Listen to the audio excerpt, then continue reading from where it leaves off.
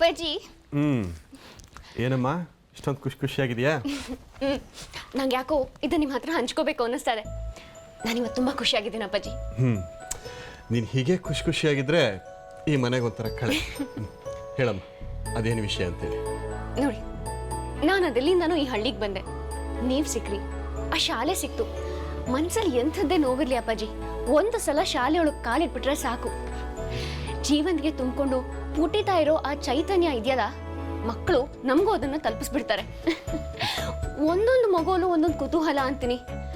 ಈಗಷ್ಟೇ ಅರಳ್ತಾ ಇರೋ ಆ ಕಣ್ಣುಗಳಲ್ಲಿ ಪ್ರಪಂಚನ ನೋಡುವಂಥ ಬಯಕೆ, ಅಬ್ಬಾ ಒಂದೊಂದು ಶಕ್ತಿ ಅಂತ ಹೇಳ್ತೀನಿ. ಅದಕ್ಕೆ ಕಣಮ್ಮ, ಎಂ ವ್ಯಾಸ ಅನ್ನೋರು ಒಂದ್ ಕಡೆ ಹೇಳ್ತಾರೆ, ಮಕ್ಕಳು ಅಂದ್ರೆ ಮಣ್ಣಿಗೆ ಬಿದ್ದಿರೋ ದೇವರುಗಳು ಅಂತ. ಎಷ್ಟು ಸತ್ಯ ಅಲ್ವಾ ಆ ಮಾತು? ಅಂಥದ್ರಲ್ಲಿ ಅಂತ ನೂರಾರು ದೇವತೆಗಳ ನಡುವೆ ಇಡೀ ದಿನ ಕಾಲ ಕಳೆಯುವಂತ ಅದೃಷ್ಟ ನಿಂದು. ಹೌದು ಅಪ್ಪಾಜಿ, ನಾನು ತುಂಬ ಲಕ್ಕಿ. ಅದು ಹೇಗಲ್ವಾ ಅಪ್ಪಾಜಿ, ಮನುಷ್ಯ ಬೆಳೀತಾ ಬೆಳೀತಾ ತನ್ನ ಯೋಚನೆ ಎಲ್ಲ ವ್ಯಾವಹಾರಿಕ ಆಗೋಗತ್ತೆ, ಇನ್ನೋಸೆನ್ಸ್ನೇ ಕಳ್ಕೊಂಡ್ಬಿಡ್ತಾನೆ.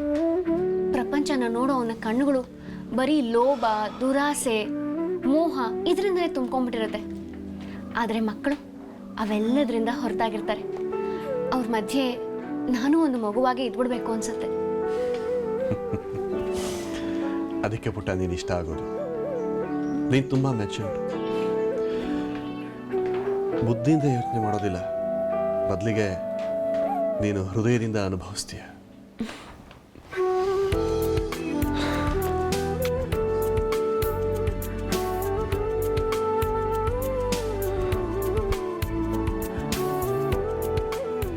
ಹೀಗೆ ಇನ್ನೊಬ್ಬರ ಜಾಗದಲ್ಲಿ ನಿಂತು ಅವರ ಸುಖನ ದುಃಖನ ಅನುಭವಿಸಿ ಮಾತಾಡೋರು ತುಂಬಾ ವಿರಳ.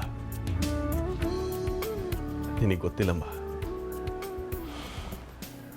ಎಷ್ಟೋ ಸಲ ಒಬ್ಬೊಬ್ಬನೇ ಕಂಬ, ಗೋಡೆ, ಕಿಟಕಿಗಳ ಜೊತೆ ಮಾತಾಡ್ತಾ ಇದ್ದೆ.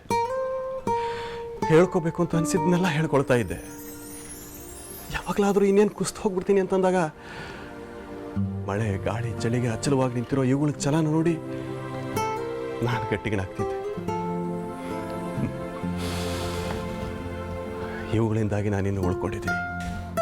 ನೀವು ಗಟ್ಟಿಗ್ರೆ ಅಪ್ಪಾಜಿ. ಪಟೇಲ್ ಅಂತ 1000 ಜನ ಬಂದ್ರು ನಿಮಗೇನು ಮಾಡೋಕ್ಕಾಗೋದಿಲ್ಲ. ಒಟ್ನಲ್ಲಿ ಎಲ್ಲ ಮುಗ್ದು ಖುಷಿ ಅನ್ನೋದು ಸರಿ ದಾರಿಗೆ ಬರ್ತಾ ಇದೆ ಅನ್ನೋದೇ ನೆಮ್ಮದಿ ನನಗೆ. ತಪ್ಪು